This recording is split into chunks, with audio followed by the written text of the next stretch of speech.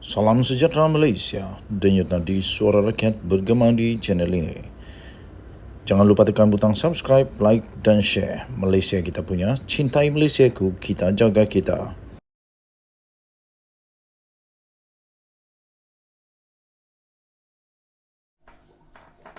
Salam sejahtera Malaysia, denyut nadi suara rakyat bergema di channel ini.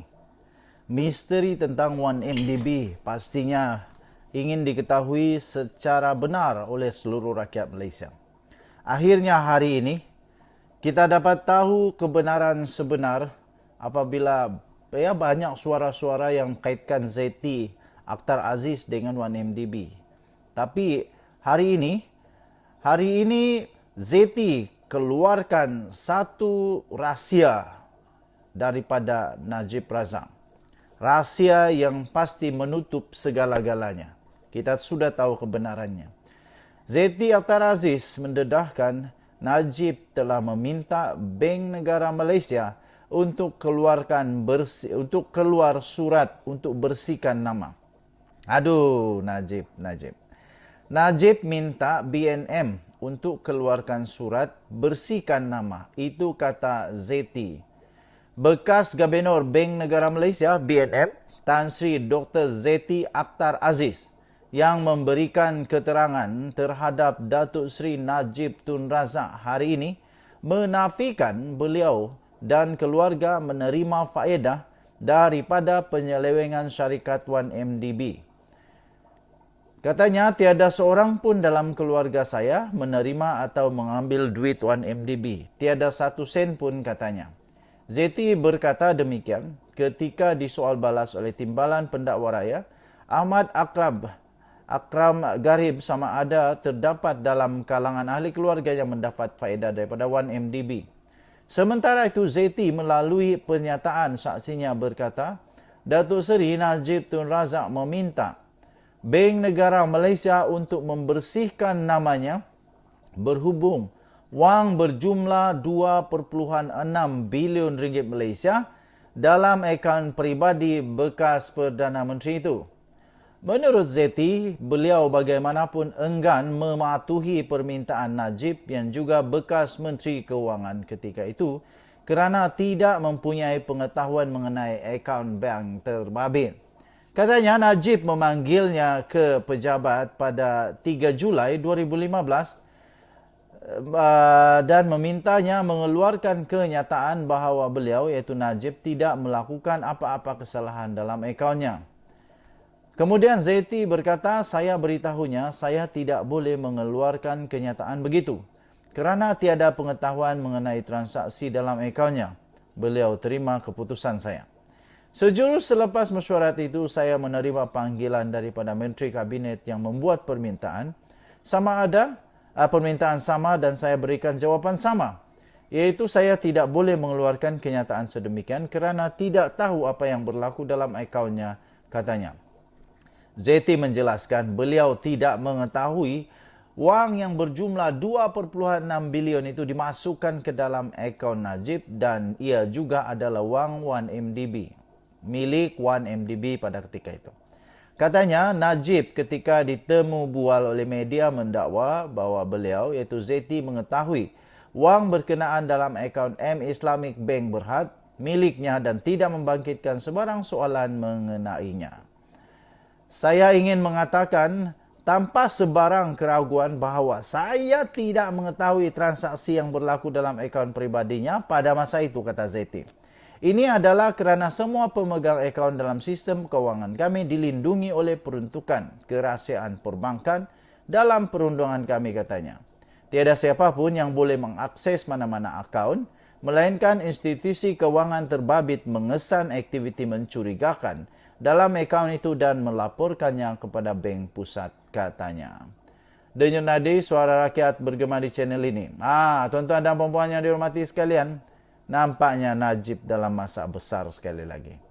Jangan lupa tekan butang subscribe, like dan share. Bye-bye.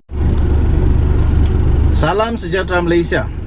Akhirnya, Azmin bertemu buku dengan ruas. Kali ini dia akan bertemu dengan seorang calon yang bakal ditakutinya. bakal akan menjadi musuh politik nomor 1 dia tak lama lagi.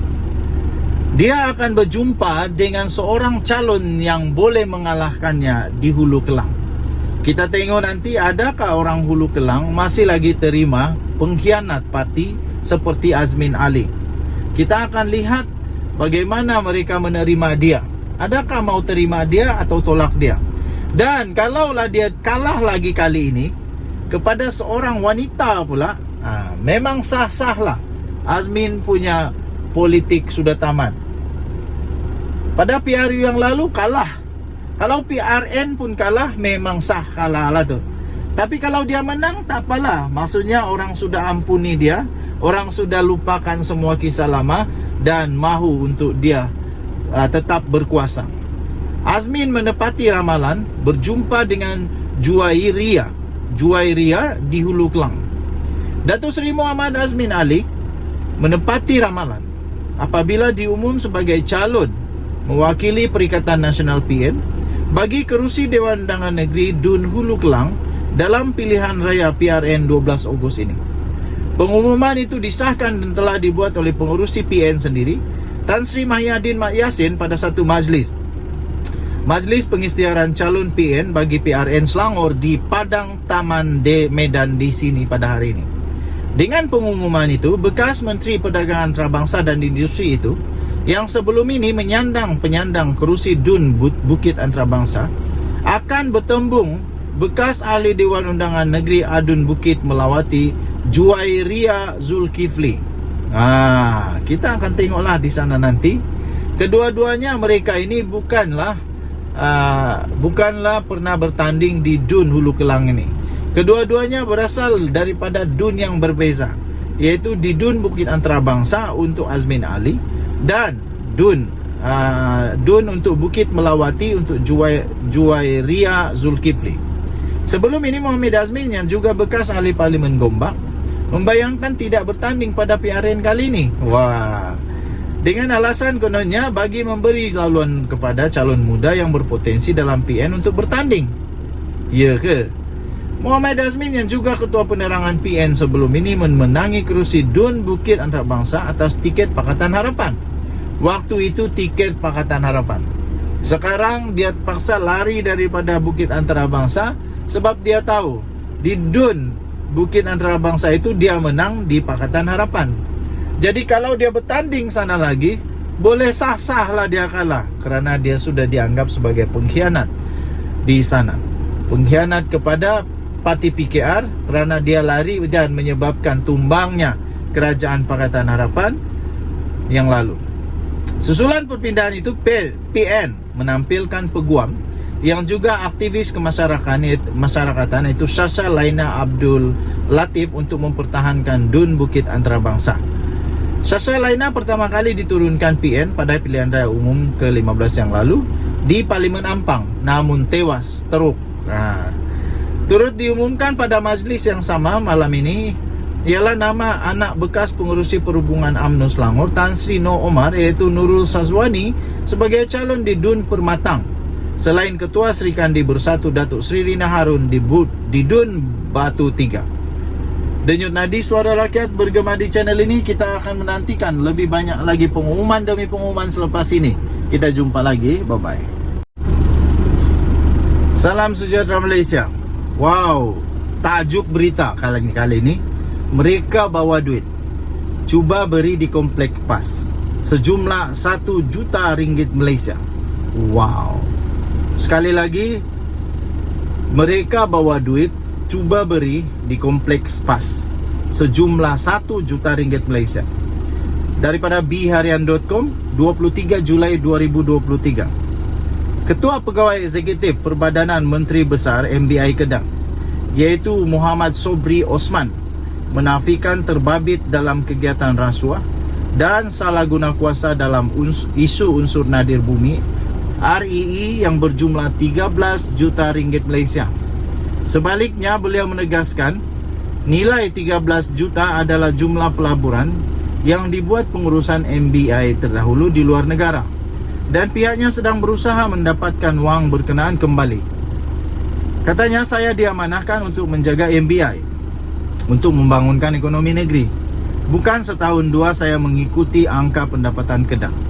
Pendapatan Kedah hanya sekedar 600 juta ke 700 juta setahun. Tak pernah cecah 1 bilion setahun katanya. Sanusi kena jawab yang ini. Dan negeri Kedah, betulkah apa yang disebut ini, iaitu pendapatan Kedah hanya sekitar 600 juta ke 700 juta setahun? Tak pernah cecah 1 bilion setahun. Kenapa ya? Dan ini pengakuan beliau sendiri. Negeri kita miskin. Saya mencari sumber baru kepada Kedah. Saya bekerja bersungguh-sungguh dan kita menemui RII.